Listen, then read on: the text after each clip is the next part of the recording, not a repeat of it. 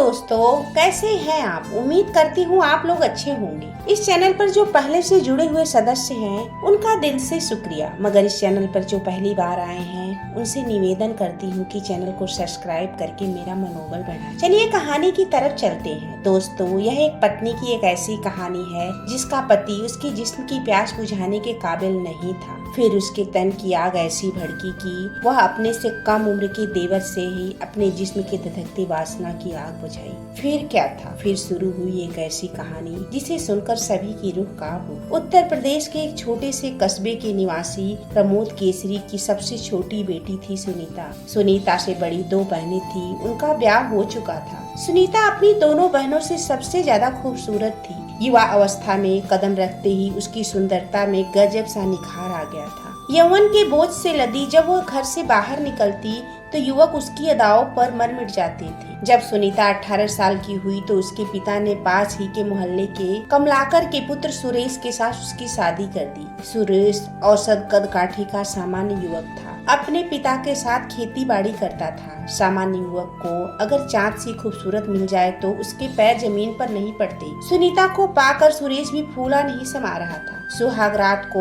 उसने बीबी का घूंघट उठाया तो सुनीता का हसीन चेहरा अपलक निहारता रहा। साँचे में ढला हुआ सुनीता का शरीर इतना मादक था कि सुरेश सब्र न रख सका। वह बीबी के नाजुक अंगों को इस तरह चूमने लगा जैसे अंधे के हाथ बटेर लग गई। फिर वह बिना बीबी की भावनाओं को जगाए उसके स्वभाव के सागर में उतर गया। जल्दीबाजी का परिणाम यह हुआ कि सुनीता को अभी कामना के झोंकों ने छुआ ही नहीं था कि सुरेश के यौवन के पेड़ से झरझराकर पत्ते गिर गए। सुनीता के सारे सपने रेत की महल की तरह ढह गए। सुरेश तो तृप्त हो गया, लेकिन सुनीता अतृप्त ही रह गई। आने वाले कई रातों में ऐसा ही होता रहा। सुनीता का बदन शीतल ही पड़ा रहता, सुरेश तब तक हाँफ चुका होता। इससे सुनीता समझ गई कि पति उसके तन की प्यास बुझाने के काबिल नहीं है। समय धीरे धीरे आगे बढ़ने लगा।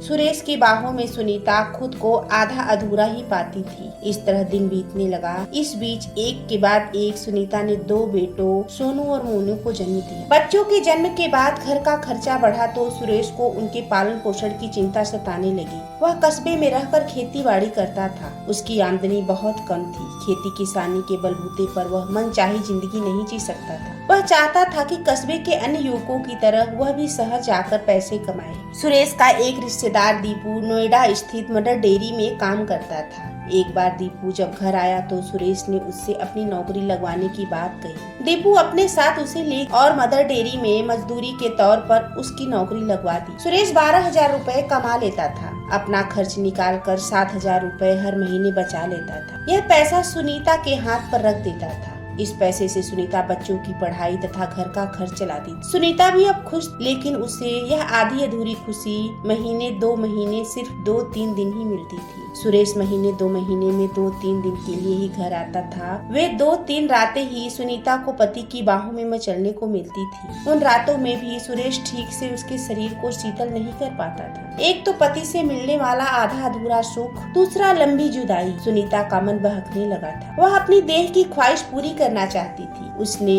इस बारे में गहराई से विचार किया तो निर्णय लिया कि उसे अपनी कामनाओं का साथी किसी ऐसे युवक को बनाना चाहिए जो एक तो उम्र से उससे छोटा हो, दूसरा उनके रिश्ते पर कोई शक न कर सके। सुनीता ने इधर उधर नजर दौड़ाई तो संजय उसकी नजरों में चढ़ गया। संजय सुरेश का चचेरा भाई था, पड़ोस में ही रहता था। वह विवाहित होने के साथ शरीर से हष्ट पुष्ट था। संजय सुनीता का बहुत सम्मान करता था और उसका कोई भी काम बिना कहे ही कर देता था। सुरेश के घर उसका बेधड़क आना जाना था। 23 वर्षीय संजय दूध का व्यवसाय करता था। वह दूध डेयरी पर बैठता था, दूध की खरीद फरोख्त करता था। इस व्यवसाय में उसे अच्छी कमाई थी। वह बन सवर कर रहता था और खूब खर्च करता था। सुनीता के बच्चे भी उसके साथ हिल मिल गए। सुनीता की नजरों में देवर चढ़ा तो वह उसके साथ खूब हंसी मजाक करने लगी। संजय भी चंचल भाभी की बातों के खूब रस लेता। कभी कभी सुनीता हंसी मजाक में ऐसी बातें कह देती जिससे संजय झेप जाता। सुनीता के मन में पाप समाया तो वह संजय से कुछ ज्यादा ही घुलती चली गई। भाभी की आंखों में एक अजीब सी प्यास देख संजय भी समझ गया कि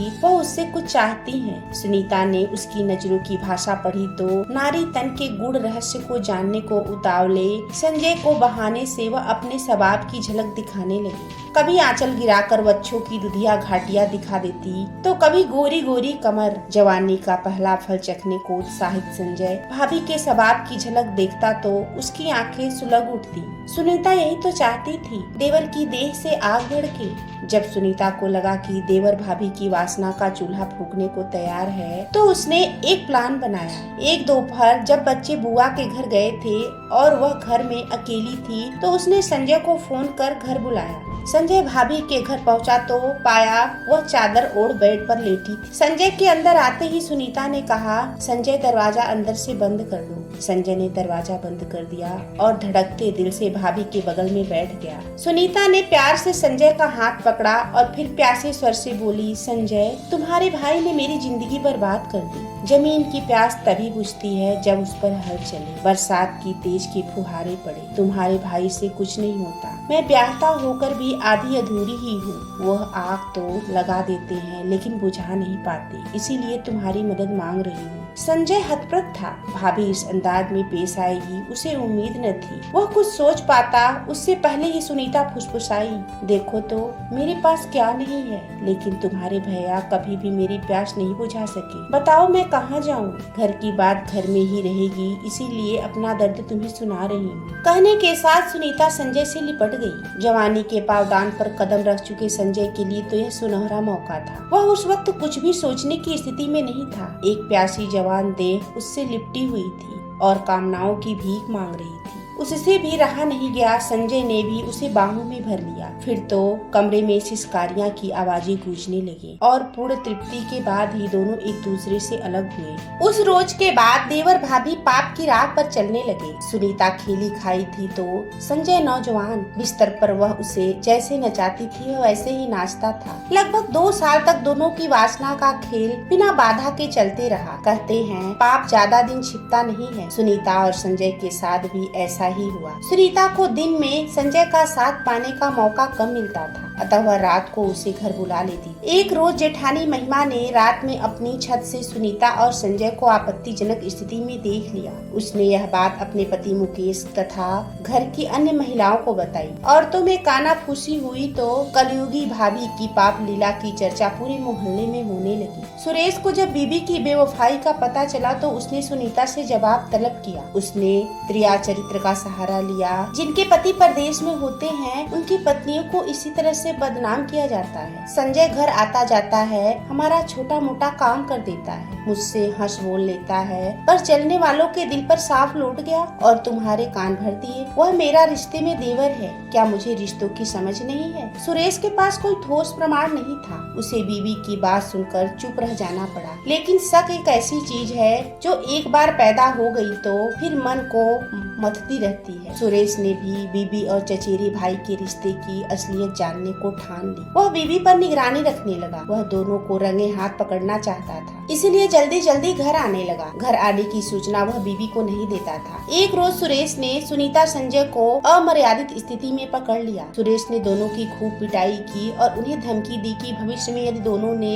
यह दोहराया तो वह दोनों को चापड़ से काट देगा। उस वक्त जान बचाने के लिए दोनों ने माफी मांगते हुए सुरेश को वचन दिया कि वे आइंदा गलती नहीं करेंगे। वासना की लत एक ऐसी लत है जिसके लिए इंसान किसी अंजाम की परवाह नहीं करता। सुरेश की इस धमकी का न तो सुनीता पर असर पड़ा और न ही संजय पर। हाँ, इतना जरूर था कि अब दोनों मिलन में सावधानी बरतने लगे। दिन के वक्त संजय ने सुनीता के घर जाना बंद कर दिया था ताकि पास पड़ोस के लोगों को शक न हो। रात में जब सब सो जाते तब सुनीता संजय के मोबाइल पर मिस कॉल दे देती तो इस बात का संकेत होता कि आज की रात मस्ती का मौका मिस मत करना। संजय दबे पांव भाभी के घर में पहुंच जाता, फिर सारी रात भाभी की वासना का चूल्हा फूंकता रहता। इसी बीच सुनीता के जेठ मुकेश को भी उसकी बदचलनी की जानकारी हो गई। उसने संजय के पिता को समझाया कि वह बेटे पर नजर रखे। अपने छोटे भाई सुरेश से भी कहा कि अगर बीबी को सुधारना है तो नौकरी छोड़कर घर आ जाए या सुनीता को अपने साथ दिल्ली में ले जाए। आग और फूल साथ रहेंगे तो अनिति की आग लगेगी ही। लेकिन सुरेश की मजबूरी यह थी कि न वह नौकरी छोड़ सकता था और न बीबी को साथ ले जा सकता था। वह समझ चुका था कि सुनीता ने देवर से अपनी यारी नहीं छोड़ी है। अतः जब भी वह घर आता बीबी का मोबाइल चेक कर उसमें उसे संजय की कॉल या मैसेज नजर आ जाती। गुस्से में आकर एक रोज सुरेश ने बीबी का मोबाइल भी तोड़कर फेंक दिया। फिर उसे साफ शब्दों में चेतावनी दे डाली कि सुधर जा वरना अंजाम अच्छा नहीं होगा। जेठ तथा पति की पाबंदियां बढ़ी तो सुनीता का प्रेमी से मिलना बंद हो गया। वह मिलन के लिए छटपटाने लगी। उधर संजय भी भाभी की बाहों में बंधने को तरसने लगा था। वह भी तड़प रहा था। अब तक सुरेश के दोनों बेटे 9 और 11 साल के हो चुके। सुरेश बच्चों से बेहद प्यार करता था। दोनों बेटे कस्बे के स्कूल में पढ़ने भी लगे थे। बड़ा बेटा तेज दिमाग का था। वह पिता को घर के आने जाने वालों के बारे में जानकारी देता रहता था। बड़े बेटे ने सुरेश को जानकारी दी कि संजय चाचा अक्सर घर आते हैं। आते ही वह हमें घर से बाहर भेज देते हैं। जाने से वह इनकार करता है तो पैसे का लालच देकर घर से बाहर कर देते और दरवाजा बंद कर लेते हैं।